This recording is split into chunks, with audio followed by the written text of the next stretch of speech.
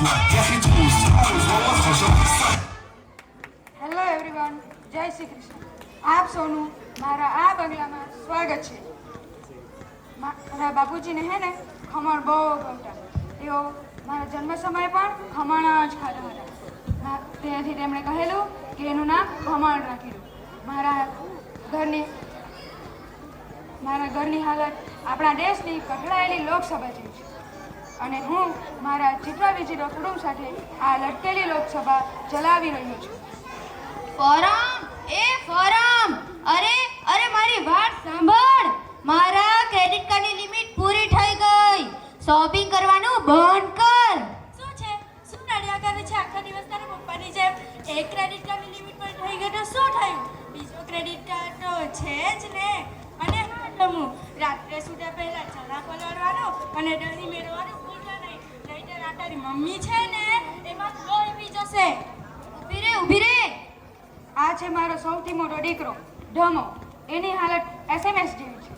SMS એટલે સરદાર મનમોહન સિંહ જેવી. એને એની સોનિયા આગળ કાંઈ જ હાલતું નથી. સોના તે મોકલાયેલી સાડી કેટલી ક્યુટ હતી.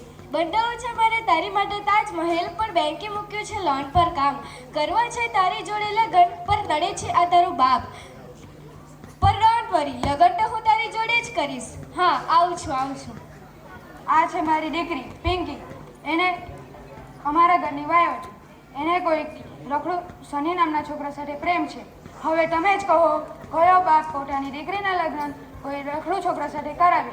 આ બે સિવાય ત્રીજો નમૂનો પણ છે મારા ઘરમાં. મારો સૌથી નાનો દીકરો એટલે કે ઉમો.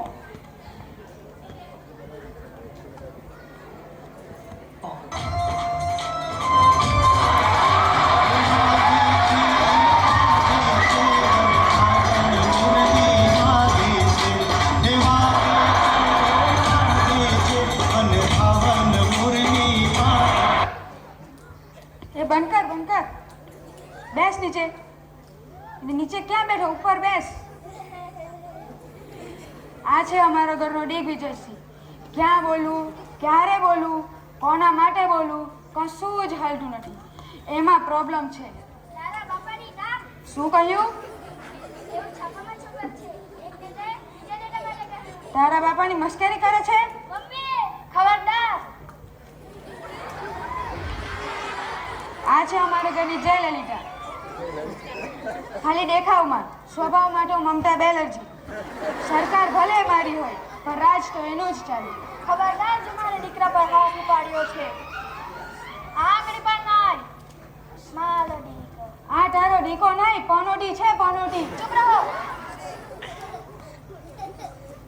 અરે મારા પિયરમાં તો કેટલું સુખ હતું. પાણી માંગતી તો દૂધ મળતું, અને મેં પહેલી વાર દૂધ માંગ્યું તો આપ્યું શું? તારું કોકા કોલા.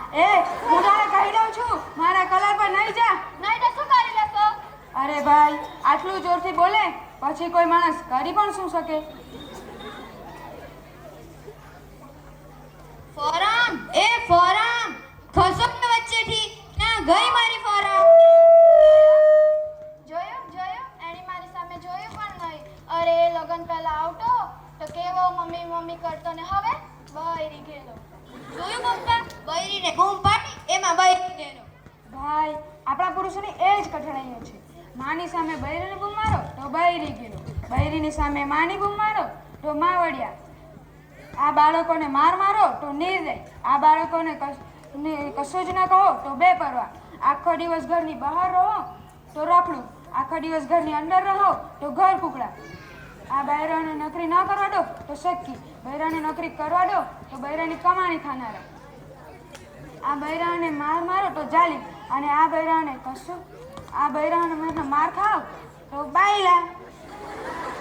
આ બધુંમાં બિચારો પુરુષ જાય તો જાય ક્યાં?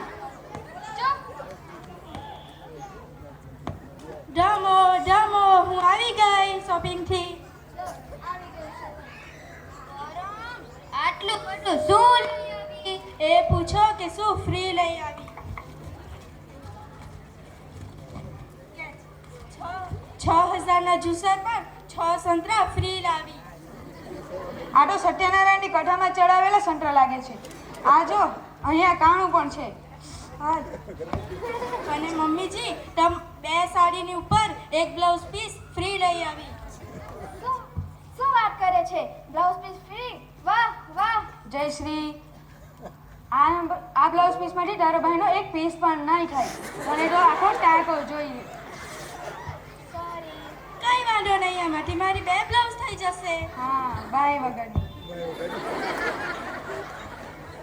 પણ આ આખી વાતમાં પિંકી બેન ક્યાં ગયા છે? પિંકી તો ઘરે નથી, એ તો કોલેજ ગઈ છે. એ કોલેજ છે ને ભટકવા ગઈ છે. આખા દિવસના સની જોડે ભટકતી જ હોય છે.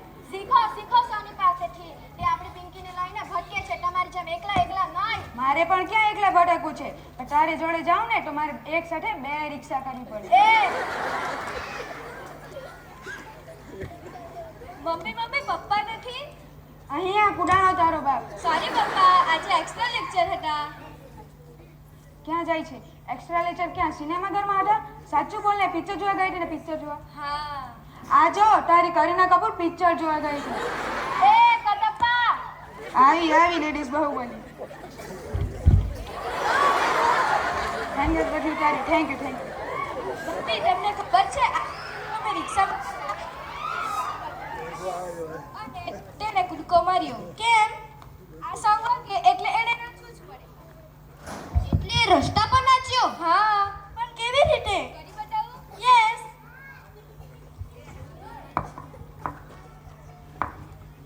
Oppan Gangnam Style. Gangnam Style. Oppan Gangnam Style. Gangnam Style. Oppan Gangnam Style. Sexy lady. Oppan Gangnam Style. Sexy lady. કોણ બોલ્યું વન્સ મોર? અહીંયા ખાડો પડી ગયો. તું ઉપર જા. કાલે તને છોકરાવાળા જોવા આવવાના છે. બાપ બિલ્ડર છે અને છોકરો બોડી બિલ્ડર છે. સાંજે 6 વાગ્યા સુધીમાં બધું જ પટાઈ દેવું પડશે. કેમ? સાંજે 6 વાગ્યા પછી આ તારા લાલની લીલા શરૂ થઈ જાય છે. ઓ માય ગોડ, શું થયું? 6 વાગવામાં 5 જ મિનિટ બાકી છે. ભાગો. ઊભી જા. હે ભગવાન. હાય ક્યાં ગયા? ત્યાં જઈને શોધને.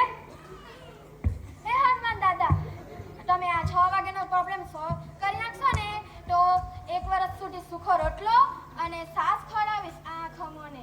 મને શેની ખવડાવે છે? તું ખા ને, તને વધારે જરૂર છે. હું તો કહું છું તું હવા ખાવાનું જ રાખ. હે હા.